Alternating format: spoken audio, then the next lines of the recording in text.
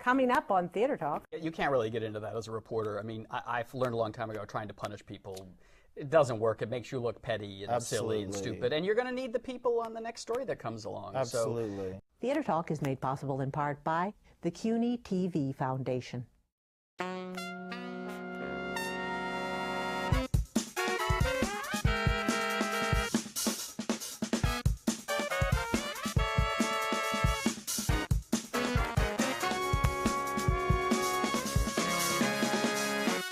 From New York City, this is Theater Talk. I'm the show's producer, Susan Haskins. And I'm Michael Riedel of the New York Post.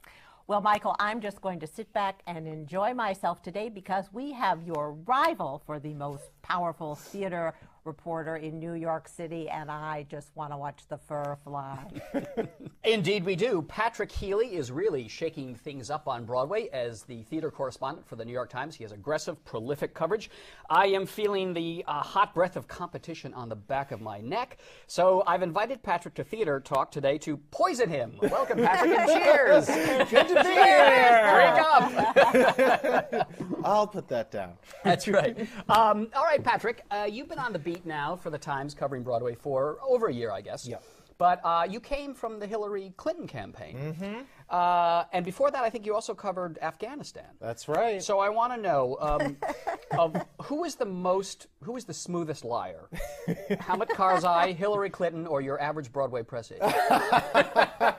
That is a very fair question. You know, Hillary was she was very, very tough, and she cared a lot about image. And Broadway press agents, I have been really struck by how protective they are of shows that may clearly be in trouble, you know, shows that have backstage drama going on, but everything is buffed and polished in a way of, you know, this is going to be fine, this is going to be a great show. It sort of does surprise me sometimes. Who are the biggest leakers? More leakers in politics or on Broadway?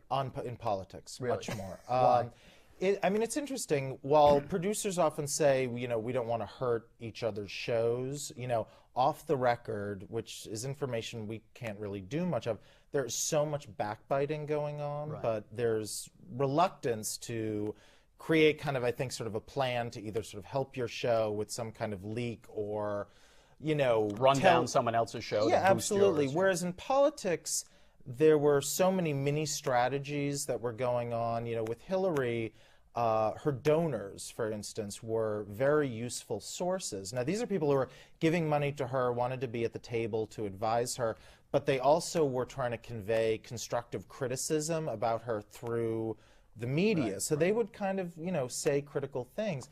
And I've been just struck in theater how it seems like to raise any kind of criticism, you know, even on background, which is something that we could use, there's a real reluctance for it. And I guess one of the things that I've learned is just how so few shows succeed, you know, financially. And for theater folks, the stakes are so high, you know, to keep a contract with certain producers, to keep in the good graces of certain producers. And you might be working with somebody you're in competition with this season. Next season, you might be partners on a show. Absolutely. And the way that also in politics, there are so many consultants and publicists. On Broadway, there are just a handful. I mean, there's so many monopolies that are going on Broadway, whether it's press agents, unions, you know, the trade associations, certain producers. So it can be very hard to crack. For me and the Times, I feel like it has been a real challenge to sort of crack those nuts. You know? Well, you're hampered in a way that I am not at the Post because I can use all the background stuff. I can use the anonymous quotes, all that kind of stuff. But you have sort of stricter rules about this kind of thing, which I would think makes it very hard to cover Broadway because, as we know, people are quite funny off the record and quite bitchy and gossipy. But you can't get that color unless it's on the record. Right. One of the things I like about your column is that you cover Broadway as it is. There is a lot of gossip, there's a lot of humor, there's a lot of real news that's going on, but for some reason, and I guess I get it, the theater world has always treated the Times as sort of on high, you know, it's sort of this Mount Olympus, and if something's in Michael Riedel's column, that's okay, you know, but if it's in the Times, you know, somehow then it becomes, you know, not so much real, but sort of dangerous, I guess. You know, I've had people who've said to me, well, this is a story idea that's more of a Riedel idea, and then this is a story idea that's a Healy idea. And, you know, what I'm trying to been saying is, you know, there are things that the Times can work with, but our sourcing standards, you know, are different. We have to get sometimes into these pretzels of 4 people said on condition of anonymity. That amuses me because like I think sometimes, you know, we're just covering Broadway here after all. Exactly. But it's like 4 executives spoke on condition of anonymity because they were not authorized to discuss the fact that the play might be moving to another theater. That's the thing. And the thing Times is that attributions are longer than my column. But you know, Michael, knowing you as long as I have, I know that there is the problem that a lot of producers want their information to come out first in the Times, and they'll hold it back from you. You often get it anyway, but they hold information back that you know, that somehow they feel it must come out in the Times, or there'll be consequences. Would there be consequences? Oh, I don't think consequences. I'm trying to think of an example. I don't. I mean, I'm not into sort of punishment, you know. I mean, the Hillary and when I covered John Kerry as well, it was so competitive with the Washington Post, with the Journal. There were so many sort of the old kind of boys in the bus system, you know, people back there. You know, but you know, at the end of the day, I think a lot of people do want the story. For instance, press agents want the story in the Times because they're getting paid by producers, and the producers still think of the New York Times, you know, as a place that, you know, theater goers are going to read, you know, more likely. So, but I don't think we've ever had, or at least I don't have any sort of tradition of, you know, of punishing in that way. Well, the Times has had certain shows that they won't write about. I mean, is this not true? That sometimes, you know, that they'll get on the wrong side of a show, and then that show is just not in the Times anymore. Right. I don't know. I mean, I don't think there are any shows that I've avoided writing about because of some sort of history. Like I don't get that message. You can't really get into that as a reporter. I mean, I've learned a long time ago, trying to punish people, it doesn't work. It makes you look petty and silly and stupid, and you're going to need the people on the next story that comes along. Absolutely. So, you know, it's just with the rough and tumble. But it's interesting what, you know, I've from my perspective, working at the Post all these years and always being in competition with the Times, in some ways it has played into it's helped me, it's played into my favor that producers want to get a lot of things in the Times because they want to get a lot of stuff in the Times that is not all that interesting to me. Right. They don't want to call you with, hey, do you know we're going to fire the actress? That's not what they're calling you with. Absolutely. They want you to announce their play going here, they have a nice new cast for this, they have a new theater being built. And so I always found that in the past, that tied up a lot of reporters to cover these gift-wrapped things and left me a lot of freedom to range and really burrow in and go after the stuff that my natural bent allows me to follow. And I'm envious of that freedom. You know, I do not ever like to think of myself or the Times as, you know, a press release paper of record, you know, and I know the Times had that motto, sort of the paper of record, you know, business, but for me, I want to be part of a good story, you know, and I want to develop, you know, more of the sources, you know, like you have, who really tell you what's going on. This world is one, you know, that's driven by, yes, you know, artistic aspirations, you know, creative ambition, but also by gossip and egos, and that's part of the story, and that's what we should be covering. But you can't. So we'd get very caught up in casting announcements. You know, if I'm spending an hour and a half of my day writing up, you know, 500 words on the unveiling of a production, hopefully it's not an hour and a half, that's time that I'm not spending on, you know, stories that I think are more readable. Yeah, where there's blood in the water. Absolutely. But you can't win at the Times, because if you stop doing those kind of stories, the theater community would be up in arms because they feel, well, you are the paper of record. And the world should know that we're moving this show here and that we're building a new theater there, and you know, we expect the Times to announce those kind of things. Where then if you go after the tougher stories, then they get mad and they say, I can't believe the Times would go after this kind of gossipy story. Well, there was that front page story last fall about the Starry Messenger and what was going on with Matthew Broderick, and we got when he couldn't remember his lines. Couldn't remember his lines, and Kenny Lonergan was changing the play every day, and there was a real meltdown going on, and I got so much blowback for that story because, you know, why are you writing about a show in previews? And this is just sort of gossipy, you know, stuff it's on that the doesn't internet. matter. The internet You know, chatter, it's all on that the stuff. internet. And doesn't why were matter. you? And why were we? Because we wanted to do it. It started out with a different story. Up at actor was fired up at for Orphans Home Cycle, who was looking at a prompt in his hat. And so I was just reporting this story about that, and an editor said, well, how often do actors put little things on stage to prompt them? And then it was total coincidence that then on Monday night, the first preview of the Starry Messenger, He did those lines. I got 3 emails from people saying, I just paid $75 and Matthew Broderick called out for a line 10 times.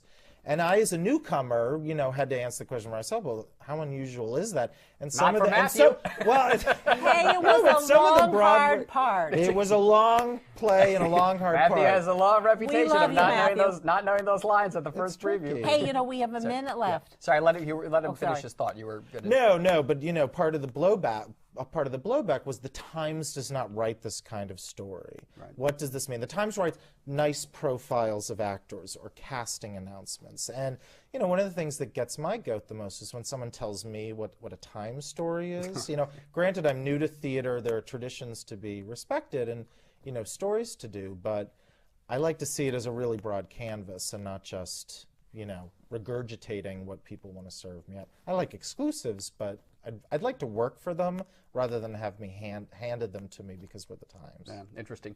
All right, well, Pat Healy, you're doing a great job at the Times. I mean, my God, they have you working all the time. I mean, blogging, and then there's a story in the paper. But I welcome the competition. It's fun, and I think between the two of us, we can pretty much bring this industry to its knees.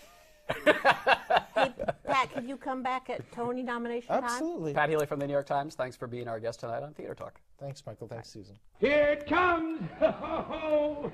Unveil it, boys! Oh, it's champagne! Oh, gee, take if you ain't a sport. Michael, this week's guest, essentially invented off-Broadway. Indeed, he did. He was the founder of the legendary Circle in the Square Theater. Ted Mann has written a book about creating that theater, Journeys in the Night, Creating a New American Theater with Circle in the Square. And we're very happy that Ted Mann is joining us on Theater Talk tonight. Thank you. Pleasure. Welcome. All right, you can't really overstate your importance in the American theater because you, along with the great director Jose Quintero, brought Eugene O'Neill, the great American playwright, back to the forefront. What was the first O'Neill play you did at Circle in the Square? And The how did Iceman Cometh. And how did you come? Why did you decide to do that play? For years, I've been trying to get the rights to an O'Neill play, and every year I would call the agent, would say no. You know, I said, well, can't we do one of the lesser known? No. And this year, 1956, I called and she said, well, I'm going to ask Mrs. O'Neill. Carlotta, yeah. And at that, I had read his plays when I was younger, and I always felt, you know, I had a kinship with it. And also at that time, we were broke, dead broke. the theater, yeah. And The Iceman Cometh has a cast of 25, 4.5 hours long. And I thought if we're going to go down, let's go down big. You know? I like that way of thinking. And so she said, Mrs. O'Neill would like to meet you and Jose. And we had read The Iceman and loved it. And as you know, in 1946, it had been done right after World War II. And it was considered a lesser play. You know, the reviews, if you look at them, were kind of like kind. And the failure of it really broke O'Neill's heart, did it not? Oh yes, because I mean, I guess he felt that that was one of his great plays. It was also one of his sort of breakaway from his tradition of the style of play that he was writing. So you got to meet Eugene O'Neill's widow, Carlotta, to convince her to let you have the rights to Iceman Cometh. How did you do that? Well, we went, we researched what plays. She had said through the agent, well, which of his plays would you like to do? And I said, well, we'd like to do The Iceman, which we had just discovered. And so when we came in to see Mrs. O'Neill, she was delighted and immediately gave us the rights to do it, not having seen anything of what we were doing at all. And this is the But play. she's also relayed what you just said, you know, that it had broken his heart. And so any resurrection, even though she didn't know who was going to resurrect it, would be a worthy gamble because it had failed so badly in the first production. Yeah. Yeah. Well, this Iceman production was, of course, seminal because it also introduced the world to Jason Robards. Yeah. When you meet someone like Jason Robards when he's a young man, what struck you about him that this guy can tackle this 4.5-hour play? We cast the Iceman. All the roles were cast, including Jason, in a lesser role. Larry Parrott, he played, you know. And then we also had Howard Da Silva was playing Hickey. Yeah. Physically, he fits the description that O'Neill has in the script. And then I got a call from Howard saying he couldn't do it. He got a movie offer, and at that time we were paying $50 a week, and he had to take this, you know. So now we were stuck with it, and Jose and I were up in my office and trying to decide, well, who else could do it, you know. And one of the assistants came up and said, Jason's downstairs, he wants to see you. Jason and I used to hang out together. And so I went down. Jason obviously had a couple of drinks, and he had a script in his hand. And he said, I gotta read for Hickey. I said, you're already in the play, Jason. You're playing Parrot's a great role. He said, I gotta read for Hickey. And before I could say anything, he burst into the 45-minute monologue. And about 10 minutes into it, I've got chills up and down my back, you know.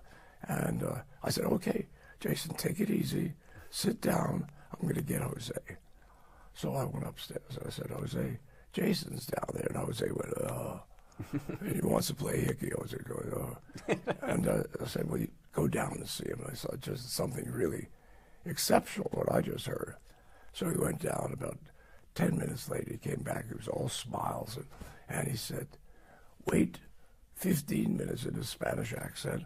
Wait 15 minutes until Jason gets home. He lived over in the meatpacking district, on 14th Street. And when he picks up the phone, ask for Hickey. And that's the character's name. So that's how Jason found out. And of course, that was launched Jason Robards' career and really established you as the off-Broadway theater movement, because it was Brooks Atkinson who saw that production and gave you the monumentally great review in the New York Times. Well, but I mean, our connection as a major force, let's say, or the birth of off-Broadway happened with Summer and Smoke. Right, Geraldine Page. Yeah, brilliant. Yeah. Yeah, famous production. And that also had been a play that had failed on Broadway. We hadn't seen it. And we were looking for a play for Jerry Page, who Jose knew from the Goodman School. Right. And Jose came one day after looking through lots of scripts and said, I found it. And what did you find? Summer and Smoke. We read it, the rest of the people on the board, and we liked it too. And Jerry was called in, and I said, Jerry, we want you to play Alma. Oh, she said, oh, bless you, now they can hear me. Now they'll hear me, meaning the public, the critics, And was your theater open to the extent that, an actor, a total unknown actor just struggling out there could show up on the doorstep and ask for an audition, try to get in? Were you that open to everybody coming in? Well, there was a show business paper, and we put something in there about casting, and the people would come. They didn't have to come through an agent. Whoever called, we set up an appointment for them. And, I mean, in relationship to that, when we were doing Children of Darkness, the same thing happened. We were in rehearsal, and the man playing Lord Wainwright also got a television thing, and he couldn't play it. So there we were stuck without somebody to play Lord Wainwright.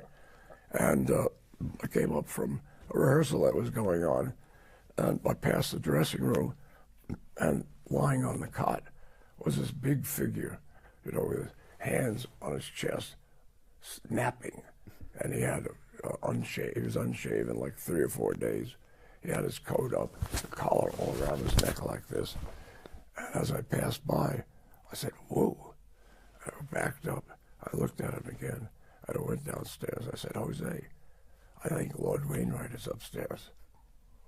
And I went back to the sleeping giant.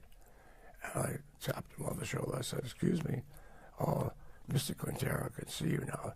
So he picked himself up, like, you know, real slow like this. Took his coat off, put it over his shoulders, and walked down the steps like an emperor. You know, he walked in, and before he even said a word, Jose went like this to me. And so I handed him the script. I said, come back in 4 days. He said, well, I can do it tomorrow. So he came back in the next day. He was letter perfect. And he was? George C. Scott. Cast while sleeping. What do you think have been being a leader in the off-Broadway nonprofit institutional theater movement, creator of it in many ways? What do you think about our big nonprofit theaters today? I think of the Roundabout Manhattan Theater Club. You were doing O'Neill, you were doing Williams, you were doing plays that had failed, you were taking incredible risks doing this. Nowadays our nonprofits are doing old musicals, sort of sitcom-type plays, and it's all about stars. Does that disappoint Well, some, you? I wouldn't say all. I mean, some are But a doing lot it. of the big ones are. Yeah, Where's that sense of adventure that you and Jose had when you were creating theater? The whole thing is totally different. You know, it's like go to dinner at somebody's house. They have served that kind of dinner. Go to somebody else's house. It's very, you know, a lot of people helping and so forth. In our case, we didn't have anybody to help. The nonprofit giving didn't really exist. Yeah. So we were doing whatever we could do with whatever money we had. So, and productions at that time cost anywhere. We could do one for probably $2,000. Yeah. Today, the same thing would probably cost close to $1 million, $1.5 million or more. So you've been poor in the theater, and you've been well off in the theater. Did the poor phase stimulate you in a way that I love challenge. Yes. So do you think you would have lost? Do you think that the Circle in the Square would have been less if you'd been amply endowed from earlier on? If you'd had more capital? Yeah. I think so. I think it's good to have your back up against the wall. And I find for myself, when my back is up against the wall, everything else clears away, and I see that's what we need to do. You know, it's like an instant light comes on. So necessity breeds invention I in think the theater. so. Yeah. I think that's true in the art world. Makes for certainly better with work. painters and musicians, composers. You know. You know, I wanted to ask you one more thing. Before you got it, as you were starting Circle in the Square, you really had been trained in performance space management by working for your father in a jazz club. Isn't that true? Yeah, well, my father was involved in jazz clubs on 52nd Street, in the 52nd Street at the time when it was really the jazz clubs. And he was involved with 3 different clubs there. And then it was later when it was with Birdland and Basin Street East. But I was watching the interrelationship between the performers and the management, and I learned a lot from that. What's the best thing you learned about how the management should treat the performers? Be friendly, be human, and help when you can. Many times people need a little extra money. You know, they got in a debt or something like that. You know. So you would pass out a little cash from time to time to the actors who were a little pinched? Sure, yeah. So that certainly shows dealing with musicians in the jazz world, who's with their erratic lives and always a need for money. You brought that empathy into the theater world, and it served you well. Also, I liked actors, so it became part of my social life. My wife and myself. My wife was an opera singer. Yes, very well known. I was living that side of the world, not being an actor or a performer myself. And it just is a place I like to be. You know, with artists. I think there's a sad strain, though, to all of this in the book. I wonder if it's true that now that the city is so rich, and you have to be rich to live in Greenwich Village, can you have that kind of lively art scene with young people who have no money, who are sleeping on couches and turn in great performances? Yeah. Or is that over if you're in a city now that's only for the elite and the rich? I don't think so. I think just as hard as it was for us to find a place, when we found the place on Sheridan Square, it had been a nightclub. And my father had recommended we go there to look at it because it was hard to find places to rent. Yeah. You know, and I saw this 3-sided thing. I thought, well, this is like, you know, dance floor, bandstand. I thought this could make like a little Greek theater, you know, and I liked it. And so I think a lot of the things you pick up in life. And it's so interesting that So my father had these clubs, involved in these clubs, 52nd Street, Birdland, and I once had to pay back some money that we borrowed to do a show with some, let's say, dark figures, slanted hats and cigarettes and so forth. And I was to walk up. He was leaning against the building that was Jack Dempsey's restaurant, and I was told, he's going to wear a hat, he's holding a newspaper, he's smoking a cigarette. Just put the $200 in, don't ask him anything, and walk away. Well, it turns out that that whole area that I was living in, my father was working in, was where we are now. It's like I never went away. Yeah. The 50th, 52nd, 53rd Street. Where the Circle and Square is today. Yeah. Well, the book is full of these great stories of the great actors and very evocative of that period in New York artistic life. Journey in the Night, Creating a New American Theater, Circle in the Square, a memoir by Ted Mann, and we're delighted that he's been our guest tonight on Theater Talk. Thank you very much. And it still goes on, the Circle in the Square. We should add. Yeah, thank you very much. Our thanks to the Friends of Theater Talk for their significant contribution to this production. Theater Talk is made possible in part by the Frederick Loewe Foundation, the Eleanor Naylor Dana Charitable Trust, the Allan S. Gordon Foundation, the Corey and Bob Donnelly Charitable Fund, Carrie J. Fries, the Dorothy STRELSIN Foundation, the New York City Department of Cultural Affairs, and the New York State Council on the Arts, a state agency.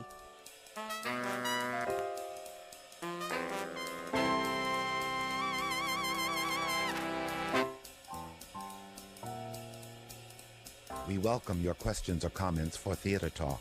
Thank you and good night.